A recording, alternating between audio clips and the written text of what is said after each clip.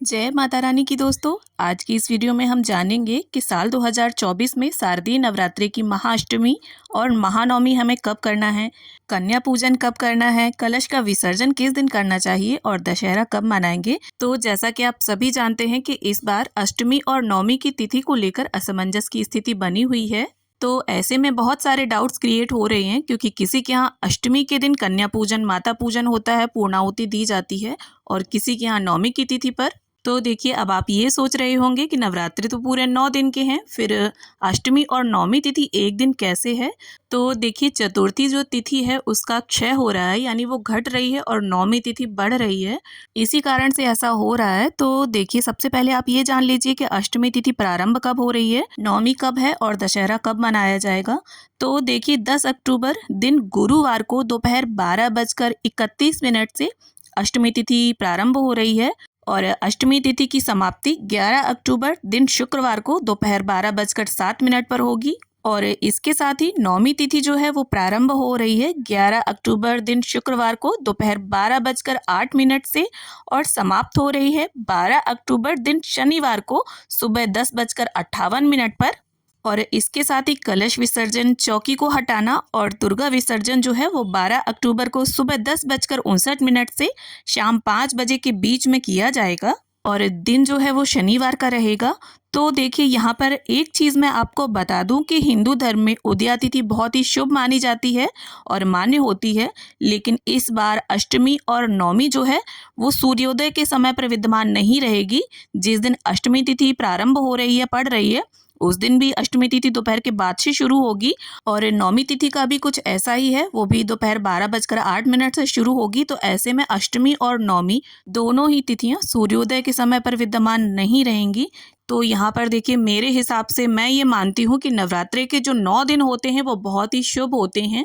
और अगर बात करें नवरात्रि में नव दुर्गा के पूजा के क्रम का, तो अगर आप इस प्रकार से उदया तिथि के अनुसार चलेंगे तो आपको बीच में एक दिन नवरात्रि की पूजा का छोड़ना पड़ेगा, जो कि किसी भी तरह से सही नहीं है। इसीलिए देखिए, आप भ्रमित ना हो, कंफ्यूज ना हो। 10 अक्टूबर दिन गुरुवार को अष्टमी की पूजा करें, 11 अक्टूबर दिन शुक्रवार को नवमी की पूजा करें, और 12 अक्टूबर दिन शनिवार को कलश का विसर्जन या दुर्गा विसर्जन करना चाहिए। अब देखिए, बहुत से लोगों के यहाँ कलश विसर्जन या दुर्गा विसर्जन अष्टमी की तिथि को कन्या पूजन करने के बाद शाम के समय कर देते हैं, या कुछ लोगों के यहाँ नवमी की तिथि के दिन ऐसा करते हैं। तो आप जैसे पहले से जिस विधि से जिस नियम का पालन करते आ रहे हो, उस नियम का ही पालन करें। और अगर आप पहली बार व्रत कर रहे हैं तो आपको एक बात का ध्यान रखना चाहिए, और ये बहुत ज़रूरी है कि नव दुर्गा में माता रानी के 9 स्वरूपों की पूजा पूरे 9 दिन और 9 रात की जाती है। और कन्या पूजन व्रत का पारणा चाहे अष्टमी के दिन हो या नवमी के दिन, आपको माता रानी की पूजा 9 दिन पूरे पूरे करनी ही चाहिए, और 9 दिन के बाद ही आपको कलश या चौकी हटानी चाहिए। और देखिए, अगर किसी भी तरह की कोई समस्या है या पारिवारिक परंपरा है आपके यहाँ नवमी के दिन चौकी हटाने की, तो आप सूर्यास्त से पहले चौकी को हटा सकते हैं। और रही बात कन्या पूजन की या पूर्णाहुति हवन की, तो कन्या पूजन हो या हवन हो, आपको सुबह सूर्योदय के बाद से लेकर दोपहर 12 बजे से पहले हवन कन्या पूजन कर लेना चाहिए। अब देखिए, नवरात्रि में बहुत से लोग परवा और अष्टमी का व्रत रहते हैं। तो अष्टमी का व्रत आप 10 अक्टूबर को ही रहिए, सप्तमी युक्त अष्टमी है, कोई दिक्कत वाली बात नहीं है। क्योंकि जो नवरात्रि का 9 दिन व्रत है, तो क्या वो सप्तमी या अष्टमी का कोई भी व्रत छोड़ रहे हैं, पूरे व्रत है ना।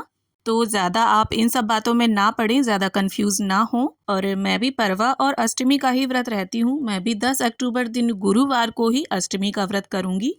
तो पूरे 9 दिन 9 देवियों का ध्यान करके अंतिम दिन पूर्णाहुति दी जाती है, जिसमें देखिए खीर की आहुति जरूर दी जाती है। तो पूर्णाहुति देते समय 9 दुर्गा के बीज मंत्र का जप करें, और अंत में माता से क्षमा याचना करें कि माता, मुझसे या मेरे परिवार के किसी भी सदस्य से आपकी पूजा आराधना में किसी भी तरह की कोई भूल चूक हो गई हो, तो उस भूल चूक के साथ हमारी पूजा अर्चना को स्वीकार करिए और अपनी कृपा दृष्टि सदैव हम पर बनाए रखिए।